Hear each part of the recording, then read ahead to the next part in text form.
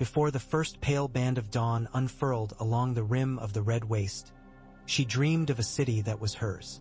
It rose from black rock above a green sea, and its towers were shaped like the bones of great beasts. In the dream, its windows were the eyes of dragons, and their lids were heavy with sleep, and when the sun came their lids lifted and fire poured out. She woke to ash in her lungs and the sound of the small ones churring. The dragons were hungry. They were always hungry, their bellies warm against her bare arms, their tiny claws needling her skin through the silk Jiki had wrapped about her. Drogon had gone high in the night and she had feared for him, but he had returned before dawn, a dark shadow that dropped from nowhere to crouch upon her shoulder and peer at her face with an eye like a polished coal. When she smiled, the coal flashed red, as if catching some secret light within her. "Blood of my blood," whispered Ricardo at the edge of the tattered pavilion, his braids dusty from the night watch. The wind moved the scorched fringe and brought the desert's bone-dry breath through the camp, carrying the faint odor of burned horseflesh. "We see a red snake in the sky, always. It shows the way. The Kalaka will ride that snake to the sea."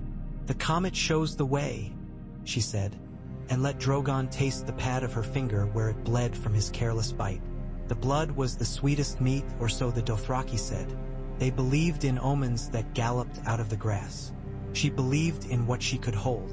The dragons were real, dragonfire was real, and the ache in her heart when she thought of home was as sharp and clean as a blade. She would ride the comet west, then. She would ride it to the water and beyond. Ser Jorah came from the ashes of the pyre with the formality of a man attending a queen in the hall of her fathers. He had not slept. The iron of his beard was full of gray sand, and a line of weariness lay beneath his eyes. "Your riders have found a city," he said. They had been gone 2 days and 2 nights. In the red waste that could mean death, water gone skin to sky, bones polished in an hour by heat and the sand's gnawing teeth. Jogo lived, and Ago too, and they came in with Ricardo at their shoulder and the steps of men who had seen the shadow of mercy. "Stone City," Jogo said, kneeling at her feet. "Empty. No men, no goats. Wells full. Pools. Fruit." "Fruit," Jiki breathed, and even Eerie forgot to be proud and Dothraki. The women came a step closer as if their bodies might taste by the nearness of a word. "Vis Teloro," Jorah said. "The old traveler's town. 1 more day's ride, maybe 2, if the heat turns wicked." Turned wicked. The sun hammered at skull and shoulder so that men called it the Great Father with fear. Her Khalasar had been a trickle in the desert since the pyre burned. No more than 100 souls and the last of Drogo's strength held within their throats when they said her name. They staggered toward the promise of stone, and at night she held her dragons close and fed them slivers of meat roasted black. She could hold 2 at once, but Drogon always wriggled free and climbed to gaze at the sky, wings snapping in little lifts, the desert stars mirrored in those red-black eyes as if he had trapped the night and kept it. They came to the white bones of Vis Teloro at dusk and drank from the fountain until their bellies ached. The children splashed and laughed with voices that were a fraction of their former laughter. The servants wept and called it joy. They slept beneath pillared shadows, and on the second sunrise the dragons flew from her shoulders as one, like cinders caught by a sudden wind. They chased each other over empty courtyards, their cries thin and bright, and she felt a strange pride that was not like what she had felt for a husband or a call. It was the pride of a maker. On the 3rd day the caravan flags appeared, a painter's dream of dyes bobbing on the plain, and the Carthene came. They arrived in silk and spice, guardians with curved daggers and merchants with tongues as smooth as oil on water. Zaro Zoan Daxos set one sandaled foot on an old mosaic and declared himself her servant, which made certain of the other merchants call themselves her brothers and cousins and lovers all at once. They had heard, they said. They had looked at the sky and the red sword that pointed. The pureborn in Karth asked for her and the 13, and the ancient guild of spicers. They would lift her, dress her, feed her, crown her, keep her safe from all the evils of the waste. If she would only come to Karth and sit beneath their painted towers, a jewel against the horizon. "Karth is east," she said. "East is where the wealth lies," Zaro replied, pale eyes as soft as milk, hands like seabirds. There is no wealth in West. West is a continent of stone and war. We will give you a pearl palace here and jewel trees, and your little pets shall have golden belled collars and be adored. What is there for you across the football of the world? Home, she said. The word cooled the air, so even the silk tents seemed to quiet. Ser Jorah stepped forward, sweat slicking the corded muscles beneath his torn mail shirt. Karth will give ships if it is compelled to, he said. If it is frightened enough or desirous enough, let us frighten it. She sent the dragons to fly again, and when they returned she stood and held them, one on each forearm, Drogon a black chain across her shoulders. Bring me ships, she told the 13, and when one opened his mouth to bargain, she lifted one hand and the smallest of them, Viserion, hissed and sent a flick of flame that charred the tassel of the man's turban. The 13 laughed because laughter is a shield, but sweat rose at their hairlines and their smiles had an edge of iron.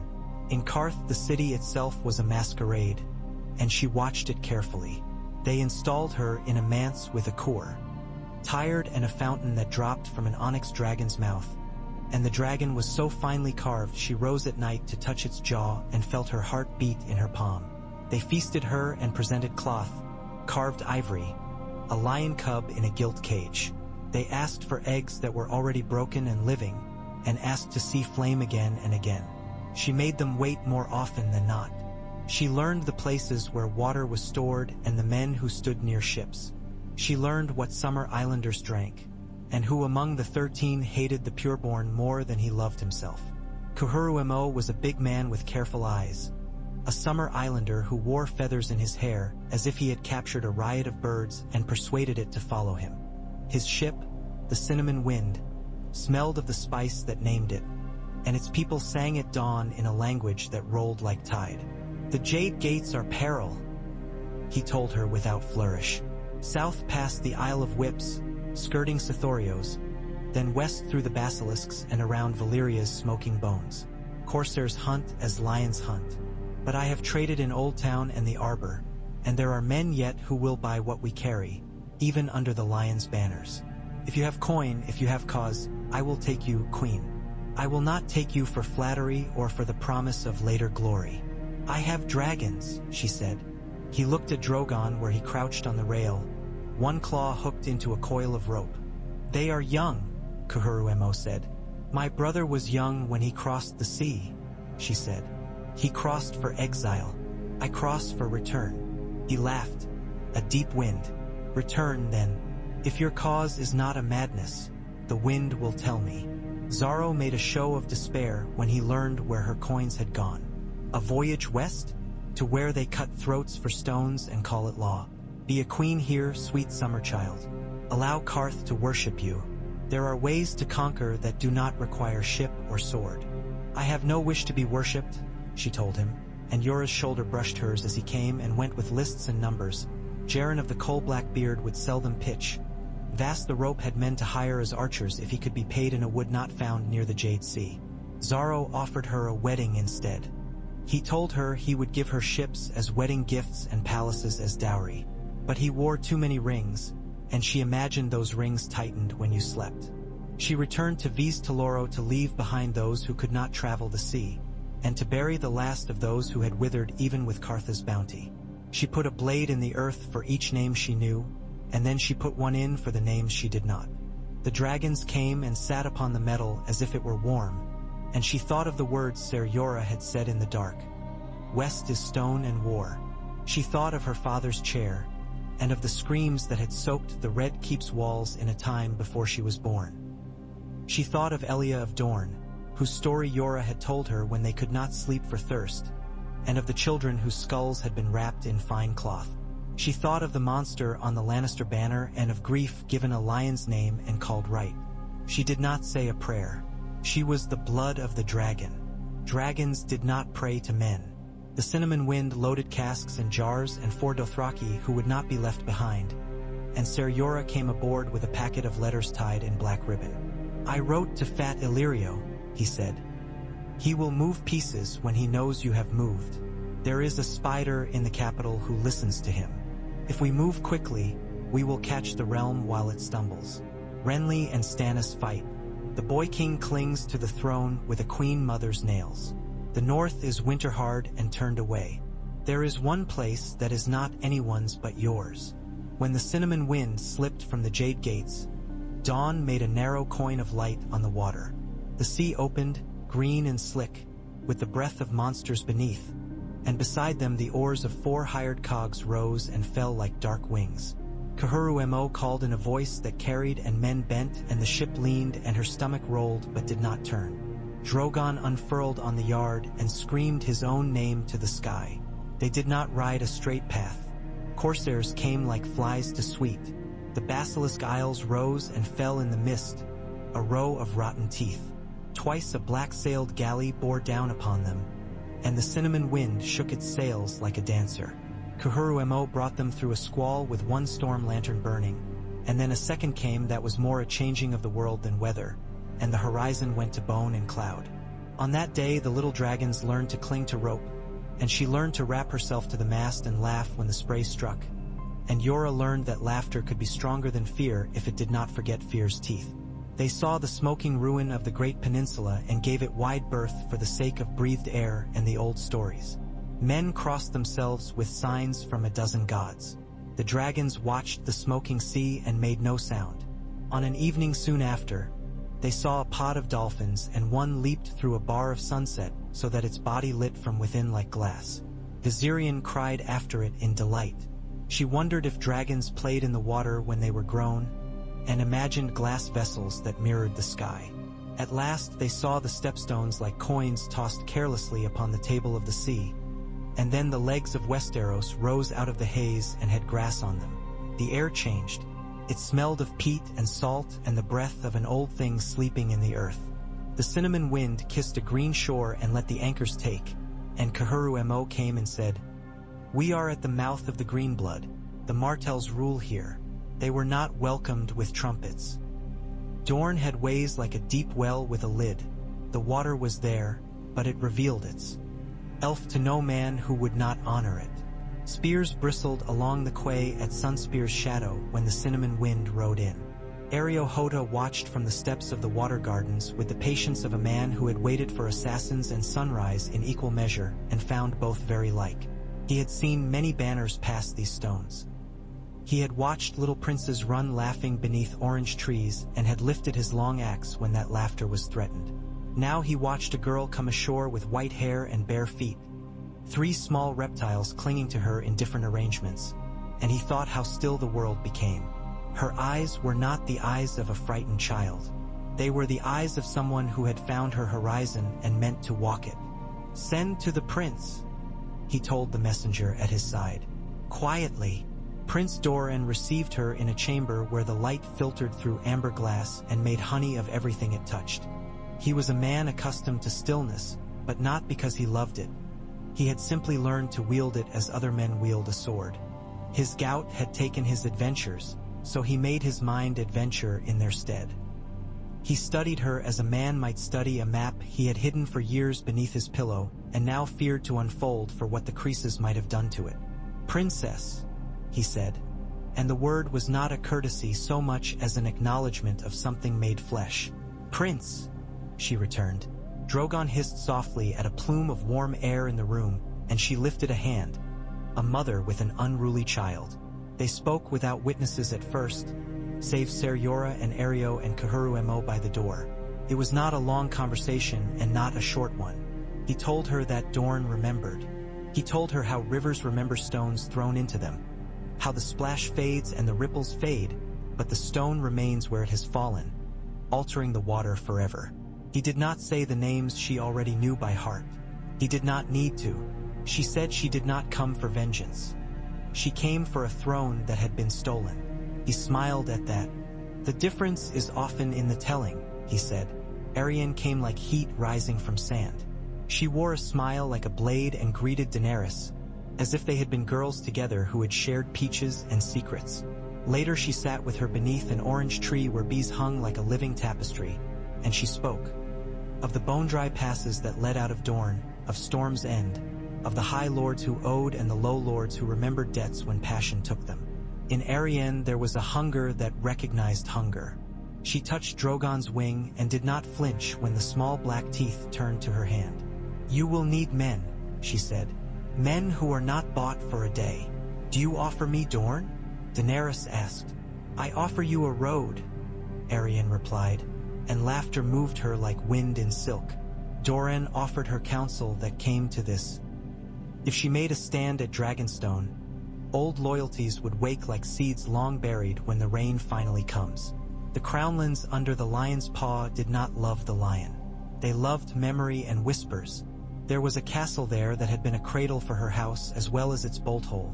A place with rock old as curses and with ships never far from its shadow. "There will be a price," he said at last. "Everything has one. Dorne pays slowly, and it pays without forgetting." "Name your price," she said. "I will name it later," he said gently. "Now I offer you ships and spears to row them, and a captain who knows the Blackwater rush as a man knows his wife. I offer you silence until the world is ready to hear noise, and noise when it is time to wake them. I ask what my sister asked for and did not receive." He did not say justice. "I ask that you remember Dorne when you sit in your father's chair." They made their councils in a garden with a shallow pool, where the orange trees leaned in as if to eavesdrop. Ser Jorah argued for a slow campaign up through the marches, taking garrison by garrison and gathering strength like a storm crossing warm sea. Kahuru said no storm that announces itself to every house on the coast can strike as hard as the one that creeps in as fog. Ariohota told them in his quiet voice who commanded at Weeping Town and who commanded at Tarth, and who would die to protect King's Landing and who would die first to save his own skin. Arianne brought lists of lords who would answer a Dornish letter with heat and who would feign deafness and who would come only if a letter were carried by a pretty girl with a particular promise in her eyes. Prince Doran went away often to think. When he returned, he said, "Dragonstone." It would be an arrow aimed at the capital's throat and yet somehow not a declaration. They would say it was a bandit strike, an act of piracy, that it would be what men said did not matter if she held the island when the words were spent. Crownland houses sworn to the Isle might throw their weight quietly at first, then louder when the world did not tumble. Stannis Baratheon had gone south to wrest his brother's realm. He had left a garrison. They would measure the garrison with careful eyes and choose a night with rain. In those nights before the sailing, she walked the water gardens in the late heat and listened to children shout. None of those small voices had shouted for her. They shouted anyway, and she watched the way Prince Doran watched them, the way he smiled without moving much else in his face at all. He had the patience of a man who watered a tree long before he expected to taste its fruit. She wondered if that tree had a name. She wondered if its fruit would be bitter when it came. On the day, the cinnamon wind rode at the nose of a small fleet tucked behind Dorne's curve. She had never seen so many sails. It was not a great fleet by the standards of the old conqueror's tales, but it was more than she had ever commanded, and when the wind caught the noise struck up like the beginning of a song. Rakaro and Aggo stood taller than she had seen them stand since Drogo fell, and Jiki knotted new bells into her hair. Ser Jorah tightened his belt and looked at the land until it slid from sight. They reached Driftmark under clouds as soft as fleece. House Valerion's banner flew from a tower like the memory of smoke. A longship of pale wood with a silvered prow came nosing, and a white-haired man with a face like a cliff looked up at her across the stretch of sea. He wore the look of a man who remembered too much and could not say it. His oarsmen did not call. They watched. Kahuru held his course but lifted a hand, and in their rigging the Summer Islanders played a short roll on their drums. Not war, not friendship, but a statement that the world was happening. The man waited until sunset and then came aboard with 2 men and a boy. He bent one knee when he saw her hair, and the boy did likewise because boys follow acts before they know why. "Your Grace," the man said. He gave his name and his title, and none of it surprised Ser Jorah. The Valerians had been the conqueror's bloodkin as much as any house could dare claim without trespass. "You are late if you are true," the man said. "But some ships wait at anchor longer than a tide." His mouth jerked in a small smile that was not kindly but was not cruel. "Do you come to play as a girl at sailors, or to make the world change its mind?" "Neither," she said. "I come to take what is mine." "You cannot take it with 3 small lizards and a handful of Dornish boats," he said bluntly.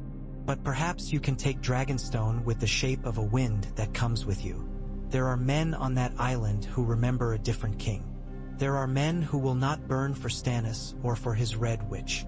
He gave them names, and ships changed their courses in the dark. If she had come without the sea roads he knew, they would have been a swarm upon a rock. With him, they were a hand upon a throat. Rain set in. It came down in a sheet that erased distance. A bell sounded somewhere, damped to a dull iron knock. The cinnamon wind held off and lowered boats. She went down into one. Drogon clamped upon her shoulder so tight that she felt each pinprick and was grateful for them. The oarsmen did not speak. They cut through a path of floating kelp, and the black shape of Dragonstone's lower wall rose so close and so suddenly that her breath tightened in surprise. The castle's stones drank light like wine. A rope came down from nothing and found their prow. A man's silhouette leaned, and another bell sounded, and the clatter of boots echoed up above like the drum of rain upon 1,000 lids. Men on the wall were moving. Men within the gate were stirring.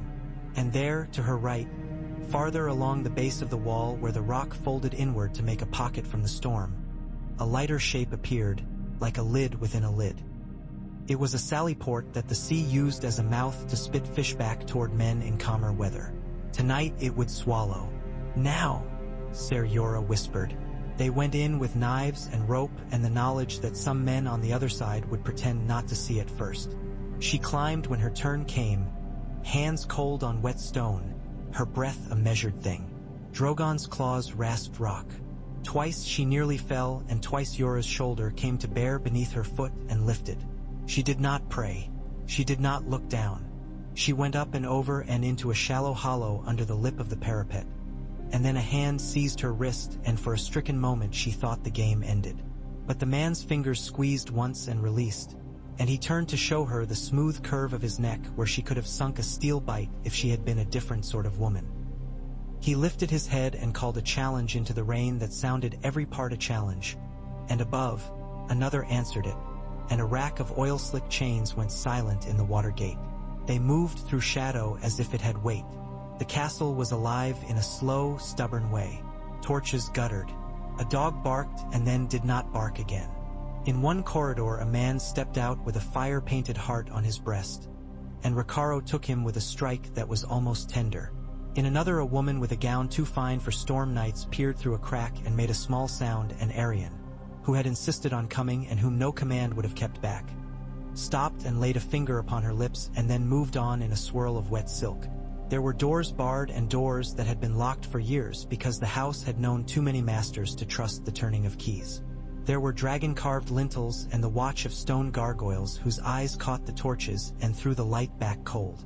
The heart of the castle, the stone drum, held its keepers. It held a knight who had been faithful to Stannis out of a faith in duty that was either more noble or more foolish than the hour could give him credit for. He faced Ser Jorah in a hall where ashes crisped on black banners in a draught, and his mouth was stiff with a conviction that could not bend. They fought while rain ticked upon the roof and the little dragons watched with taut bodies, and after the sword work had left a man bleeding into the cracks between dragon-carved stones, the knight lowered his blade and said, "I know that face. I saw that hair when I was a page. I swore oaths to a king who burned and to a king who didn't. I will not swear to a boy, and I will not swear to a woman because her hair is made of moonlight." He looked at Drogon then, and he flinched, but he did not step back. "I will swear only if the land swears to me." "The land will," she said softly, "or it won't. You can still be wise." He saw not wisdom but something like mercy in her eyes. He laid down his sword and let his men breathe. In that hour, a banner was lowered from a tower and then raised Agi. Ein with a different coat, a 3-headed dragon on its field. Black upon red and red upon black.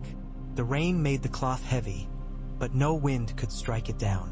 When dawn came, she walked the courtyard where the drain still ran red, and the puddles held pieces of the storm like bits of broken glass. She touched the wall with the palm of her hand and felt stone that had known many grips warm beneath her. She went into a chamber where a map was burned into a table, the very shapes of Westeros carved into old wood, and she let her fingers pass over the bite of the Blackwater Rush and the mouth of the Trident, the high shoulders of the north. She thought of a girl who had crossed a world to die giving birth to monsters that were her children. She thought of a man who had picked those children up in the dawn as if he had lifted his own heart. She thought of her brother, whose crown had been a lie from the first, and of how he had felt real for so long. She bent over the carving for King's Landing with its cluster of points and the lines like ribs. The dragons came and sat upon the table and looked at the world with her. She sent ravens, and ravens flew. They flew to Sunspear and across to the islands where Valerion banners yet hinted of old fealty, to Claw Isle where Celtigar's crabs scuttled over wealth and worry, to Rosby and Stokeworth and the outlying towns that had learned to keep their heads down and their purses half open when lions prowled by. She did not send to the north. She considered it and then let it go. She sent one to Storm's End, because she was not a fool and because some men could be turned by the smell of a different storm. Yora watched the ravens go. They will answer if they feel the ground change beneath them, he said. They have been waiting to run. Men like to run towards something that looks like the past. Give them a past that does not taste of madness. Do I taste of madness? She asked. Not yet, he said. In King's Landing, a dwarf in fine cloth and bitter humor read a scrap of parchment as he chewed roast pork. And he made a small, detailed face that he showed to no one. He had believed in monsters all his life because men believed in the wrong ones. And now a woman with hair like moonlight had sailed onto his maps. He asked for his wildfire sooner and twice the amount. He told his sister that she had spent a lifetime learning to hate ghosts. He imagined dragons small as cats and wondered if cats burned. He went to stand on the walls by night and looked at the river and imagined it lit. Cersei took the letter and crushed it without reading, because she knew what letters did to kingdoms and she had learned to hear the sound of lies under wax. The boy king laughed and asked if he could have a dragon to roast traitors with. The hound said nothing and looked at the flicker of the candle by the chamber's door, as if that tiny flame were the whole world narrowed to something he could survive. In the Stormlands, a man with a jaw chiseled from anger and the smell of salt in his hair stood before a red woman and asked what the flames showed now. Melisandre's eyes half closed. The fire showed a girl on a black rock, the shadow of wings and the curve of an island that had been a home to kings and to no one. Another lies, she said softly. A shadow queen, a false light. Stannis Baratheon did not believe in shadows except those made by soldiers marching in the dawn. He believed in siege towers and oaths. He believed in how his hand closed around a sword. But he believed in his right as ice believes in the mountains, and he had learned that the Red Woman's visions had teeth. He took men from his garrison and sent messages like blows. He would not turn north to fight a girl with pets. He would take the city built on the bones of his brother's lies, and then he would take the island that had been his bed and his curse. The fleet gathered like thunderheads. Davos Seaworth stood on the deck of a ship that would later have a saint's name because men liked to put saints between themselves and the sea. He had never seen a dragon, not in life, not even in those tall tales that came up through the decks from men with too much wine and too little salary. He had seen fire, though. He did not like fire as a sailor does not like a hole in his boat. He did not like the way his new lord burned symbols onto his banners. He liked the way the man did not bend. He liked that very much. On Dragonstone, she learned the ways of the old rooms, where the carved dragons seemed to turn their heads when she passed, as if wondering if this child could be theirs. She learned to forge a soot and the smell of obsidian. The men brought her black glass, strange as night hardened in a hand. She held a dagger to the light and it disappeared along one edge, the line of it visible only where it gathered the flame and gave it back wrong. She cut her thumb on a careless movement and watched the small blood mirror the night along the blade. This is old, she said. Beyond old, Yora said. Some say the children used it. Some say the first men learned to shape it from them. The old wars are in these stones. She dreamed of snow and a wall as tall as sky, and of eyes as blue as the deep sea, and of black glass in a hand that shook. When she woke, she had no language for what she had seen, only the taste of iron at the back of her throat and the knowledge that winter was not a story the North told itself to feel brave. Crownland men drifted into Dragonstone like flotsam, one and then two, one with a cut he claimed from a drunken fall, one with a boy on his hip and eyes that had been hurt by seeing too much of the world's accounting. They knelt and said little. She said less. She asked what they needed and gave it. She asked what they offered and took it. In the evenings she stood with Arian on the roof of the stone drum and watched the lights of Driftmark wink like low stars, and the air smelled of wet rope and salt and the slow rot of seaweed drying. "When you sit," Arian murmured one night, hair unbound and heavy down her back, "what will you do with the men who slaughtered a princess and her children?" "I thought you wanted me to be loved," Daenerys said. "I want you to be feared," Arian answered frankly, "and loved, both if you can. If you cannot, I want you to choose with open eyes." "Justice," Daenerys said, and the word's weight surprised her. "It must be justice. Justice is a word men use when mercy might hurt them," Arian said, not unkindly. "If the lions win a war and live, they call it justice. If they die, they were monsters. The song changes with the singers." "Then I will write my own song," she said. "See that the notes are not too sweet," said the Dornish princess and smiled. The lions and the roses made an alliance whose petals masked thorns. The Queen of Thorns sent a letter to King's Landing and a whisper to Highgarden and a rumor to every peer in the city. And her grandson wore green as if it had been washed in spring. The boy king's betrothal changed to the advantage of everyone who was invited to the table, and to the ruin of everyone who was not. The dwarf smiled his little smile and sent for more chains. The pyromancers bowed and told one another in their strange guild house that the sky had never glowed so green in their dreams as it did now. Varys folded his delicate hands like a lady at prayer and wondered how he was to arrange his pretty plans for the prince that wasn't. When a girl with true dragon's blood sat a night's sail away upon his lord's old stool. The day before Stannis came up the river, a knot of feverish men dragged netting from the Blackwater while the tide fell away like a lover and left the river's dark back exposed. They hauled and hauled. The dwarf came to watch with a dozen guards. He saw them bring a length of chain out of water like a serpent. He saw it coughed onto the bank. He saw the red of the rust and the biting marks of 100 lesser chains where it had been moored. He did not smile then. He looked upriver to where the black walls of the city pretended to be black rock, and he looked out to where ships waited and where the masts moved like a field in the wind. When Davos came, he would meet not only a river with a secret throat, but a sky with a girl in it who had finally taught her little ones to flame when she called. Because she had. It had been a slow process of patience and singed fingertips. She had learned what made each of them anger and what made each of them eager, what meat made them strike and what made them sated and lazy. Drogon took to sky with a will. Rhaegal blinked at it all and then followed. Viserion laughed, if dragons laughed, at the feel of their wings and of the lift under them. She could not ride them, not yet, but she could call them from a cove to a mast, and from a mast to a boat, and from a boat to a man's shield. And she could make them flame a line along a pitch-slick rope and set it blazing like a wick. She could call them off when their eyes went bright with killing. That was the part she forced herself to practice until her throat ached. The Blackwater glimmered like a serpent. They went at dusk, because dusk is when rivers forget which way they are going.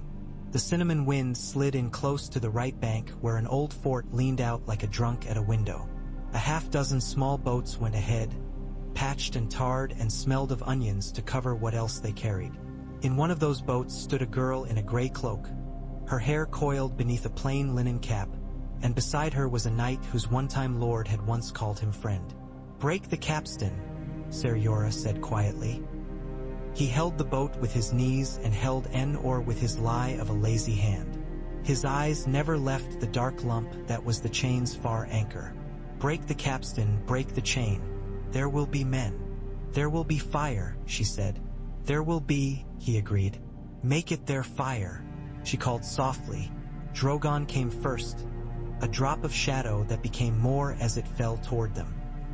He lit upon the prow and the boat dipped and recovered. Ricardo cursed the old gods of water in a half-chuckle.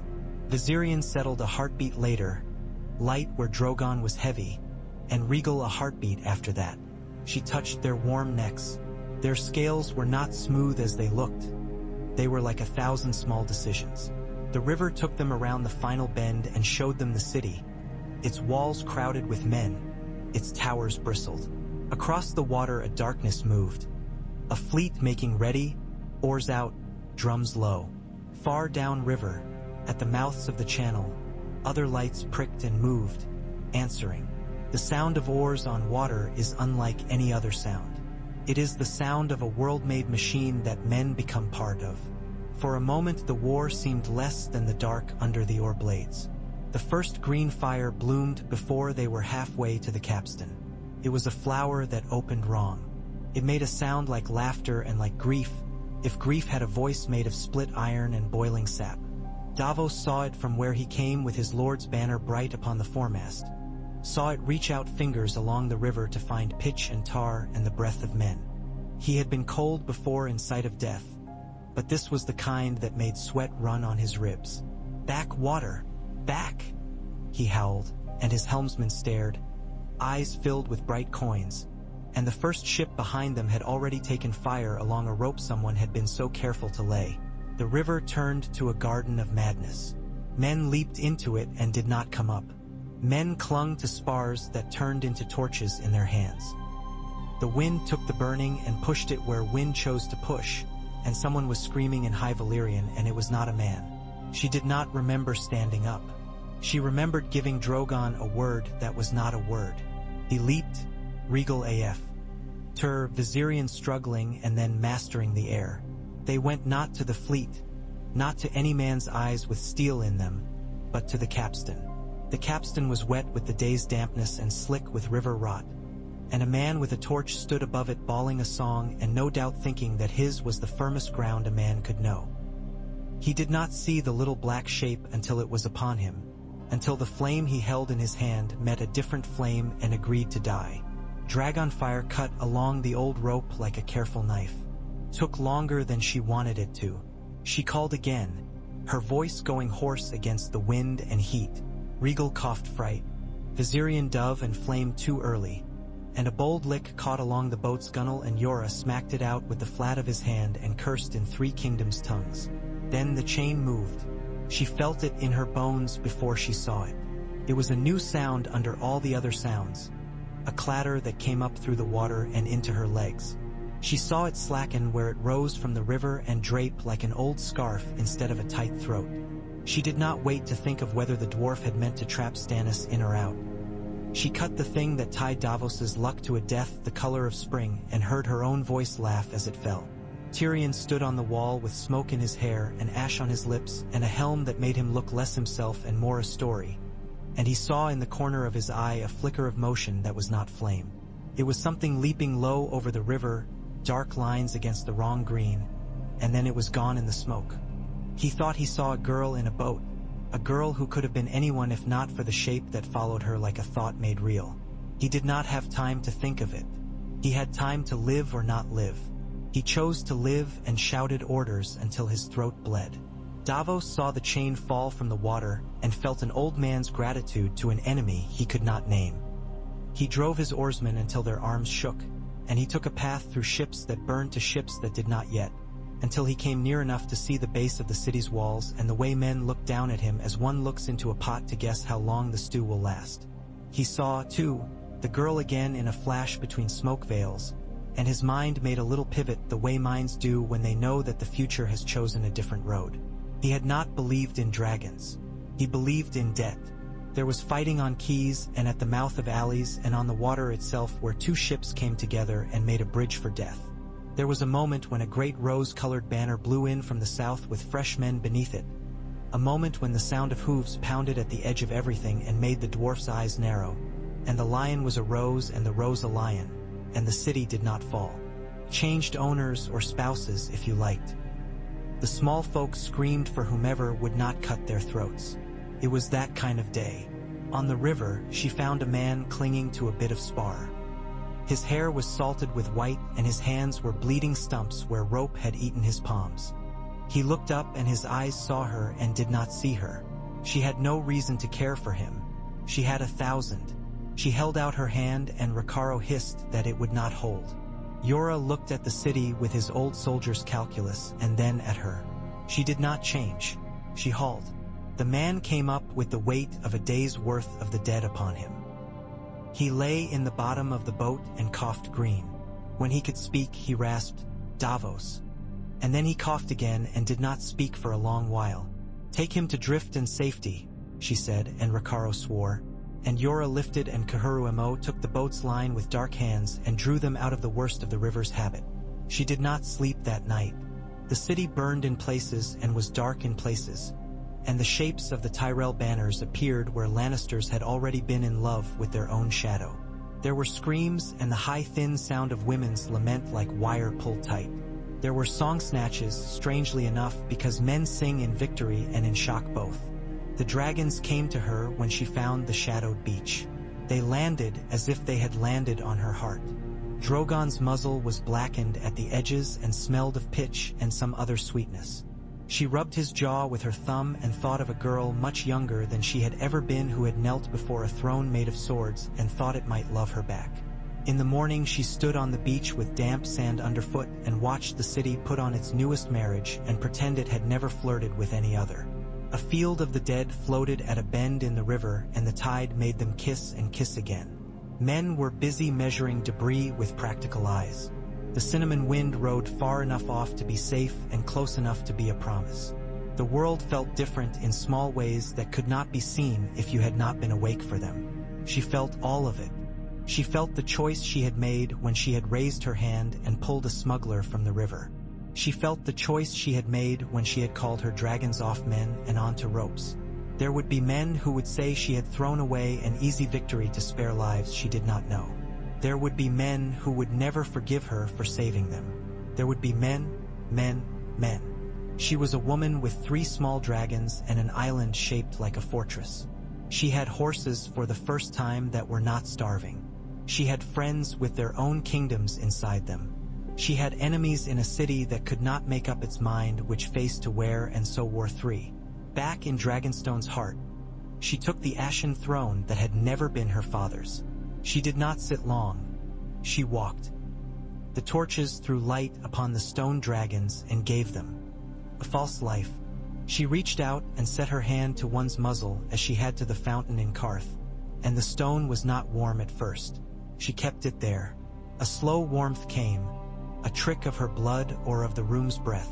She spoke aloud then because the walls needed words to hold. "I have come home," she said. The words were not entirely true, and because they were not, they could be made true. She sent for Arian and Yora and Ariohoda. She sent for the Valerian lord who had rode up in rain and chosen to see a ghost as a living thing. She sent for Kahurumo because she had learned that the sea was a counselor too, as sure as any lord. They came, and she told them how the city had blazed and how she had not chosen to open its gates with green fire licking at her heels. She told them what she would do next. "We build," she said. "We plant. We train. We do what men who have never burned women and children alive cannot imagine. We make ourselves deserving of what we mean to take." "Deserving is a word the living reward themselves with," Ariohoda said bluntly. "Still, it sounds better when you say it." "Others will come for you," Arian said. Her eyes were bright with something like admiration and something like warning. "The roses will spread their scent across the capital until no one can think. The lions will bare their teeth and be relieved a different throat was cut than theirs. The man of stone will not forget. He will one day turn his eyes back to the island. There is a wolf in the north and a kraken in the west, both of them too much in love with their own chill and salt to call you friend. The wolves will be left to their winter," Daenerys said. "The kraken to his sea. The stone man can try the island's walls when my dragons are grown. The lions and the roses." She paused and smiled without mirth. "I am not a gardener. I am not a hunter. I am not a priest of any god that burns men for their sins. I am a queen." "Then do a queen's work," said Yora softly, and lowered his head. She sent letters again. She sent gifts that were not trinkets but grain and salt, and in the cities around the Crownlands men who had never seen a dragon bit bread that had come from Dragonstone and remembered that dragons fed as well as burned. She sent boats to rescue the families of those who had chosen her and to cut the purses of those who had chosen to spy on her. She made the dragon's flame not on men but on pits of wet wood that smoked in the night, and told a story to men on distant shores about what would be if the story turned darker. She asked the Valerians to teach her oarsmen the Blackwater's every eddy. She had Ariohoda teach her hand-picked guards a way of standing that told a man with a dagger that he would die before he reached her. She had Arian stand at her side when she received supplicants and watched how the Dornish woman smiled with her eyes while keeping her mouth still as a blade. A fortnight later, a broken man came out from behind a curtain of healed storm and walked into her hall as if he had been cut and sewn into the shape of a different man. Davos Seaworth bent his knee with the caution of a sailor whose deck might be an illusion. "You pulled me from the river," he said, "and so I bring you a piece of another river's news. My lord did not win. Others won. The city did not fall. It will not love you for making it live. That is not how cities love. But there are men on the walls who saw the chain fall and saw ships that carried summer singers where lions thought only of their own songs. There are men inside who will slip words through their teeth as if they were coins. Use them. I will walk with you if you will have me." "What will Stannis do without you?" Yura asked hard. "How many sons do you think a man can bury before the sea takes the rest of him?" Davos asked back, the question a stone tossed into a pond that had always been too still. "If your cause has room for one more sinner whose hands are clean this morning because the river washed them, I can find the capstans in men's hearts as well as in their harbors." She gave him a place at a lesser table and asked him to tell her about lords with grudges. He told her as if he had been waiting to release a breath. He told her without ornament and without the special pleading of men who want their own portion larger than the others. She listened. She listened to him and to Kuhuru Mo's measured wisdom, and to Arian's quicksilver, and to Ario's granite, and to Yora's steady sword. In the weeks that followed, Dragonstone sounded like a place that was used for living rather than for simply bearing the memory of a family. The dragon's wings beat dusk into the courtyards, and fishermen learned to duck from a shadow and laugh. Children who would grow up swearing they had been born under dragon's eyes ran between the legs of men in mail. She saw to the obsidian knives as if some part of her day must always be spent with black glass whispering its peculiar promise. She brought a boy too young for fear and too old for ease into her guard because he had stepped between Arian and a drunk with a knife without thinking, and then vomited afterward into a torch basin. She told him he had done well. She told him doing well was not a thing a man can do once and be done. The lions and the roses wrote letters as thick as a book between themselves. They married and paraded and renamed debts as gifts. The dwarf ensured the chain was fixed again in new ways that had nothing to do with iron. Varys folded his plans like clothes for travel and looked to the far side of a sea that could no longer be crossed as it had been crossed in secrecy. He sent a bird to a boy with pale hair who would never sit the chair meant for someone else as easily as men dreamed he might. Illyrio Mopatis poured a cup of thick red and told himself that pieces must move to the beat of a drum no one else could hear. In the Stormlands, the man of St. One counted his losses and burned a leech and watched a face in the flame that could almost belong to anyone. He turned his prow again to vengeance, not because vengeance would help but because vengeance was a road without forks, and he could keep his feet. In the Iron Islands a kraken raised a fist and declared the sea his, and the sea laughed salt in his face and gave him a throne of black rock anyway. In the north, a wolf paced in snow until he learned the snow's voice and then shook the snow from his fur and made a choice that tasted of iron and kept him from sleeping. None of them turned their eyes to Dragonstone yet. There would be time for that. She went one night to the edge of the sea on a spit of dark rock where the waves struck with the patience of centuries and made a sound like 1,000 slow breaths. Drogon flew and returned in an arc that made a shape she thought her ancestors had known without maps. Regal and Viserion came late and made a triangle of their own, 2 pale, 1 dark, and the stars made a 4th point. She imagined a banner that was not the old red and black but a new design that showed what she meant to be. Not the daughter of a madman, not a bride burned on a pyre, not a girl in a merchant's manse waiting to be bought and sold. She would make a new song to walk behind. "I will not burn them," she said into the night. "I will not burn them if they give me reason not to. I will build. I will remember. If they call me weak for that, I will show them they do not know what strength is." The wind took her words and tossed them onto the water, and the water made them small and then made them wide. The city on the river slept in the way cities do, which is to say it woke in shifts and had dreams between. The island listened. The dragons watched her face to take their cues.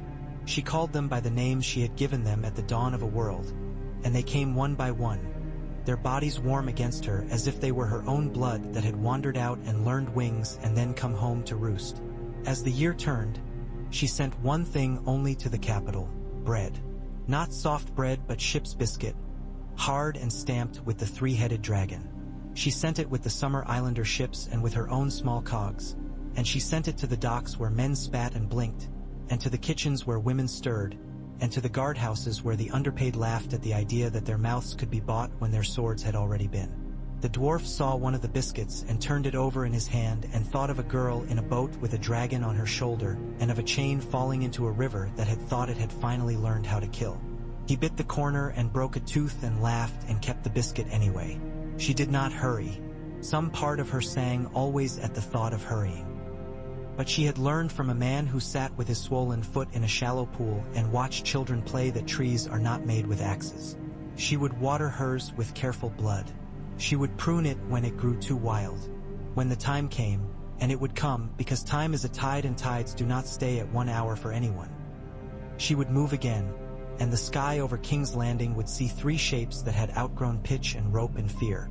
On the last evening of autumn's gentler days, she went into the hall where the wall-carved dragons glowed and stood before the place where the conqueror's map had been worn by the hands of every grasping king since. She pressed her palm to the wood where the black river narrowed and twisted. She smelled smoke still in the old hall, though no fire burned. She spoke out loud, because the stones and the men within them listened better that way. "Remember me," she said to the land carved on that table. "Remember that I did not come to flay you. Remember that I came with bread." Regal chirred on the back of a chair that had once held a lord who thought himself clever. Viserion jumped to the table and put one little claw into the coast of Dorne and then withdrew it, solemn, as if he had committed a sin and repented. Drogon sprawled across the river and made the Blackwater his pillow. The world did not flinch. The world waited. The girl who had chosen to come too soon and to refuse to take by burning what she could take embraced the waiting like a weapon. The comet had faded at last from the night, but the idea of it remained. That something, someone, could follow a sign not because it commanded but because it mirrored a will. She slept and dreamed of a city that opened its eyes and did not spill fire, and for the first time since she had made a pyre of all she had been told to be, she woke without ash in her lungs. Outside, waves spoke their old language to the black stones, and in the kennels of wind among the towers, the dragons dreamed too. Their dreams threaded with the smell of wild thyme on Driftmark, with pitch and tar, with orange blossoms from far Sunspear, with obsidian shining like a night blade, with the taste of salt on a man's thanks, with a dwarf's laugh, with bread stamped with 3 heads, with a table that held a map of what was to come.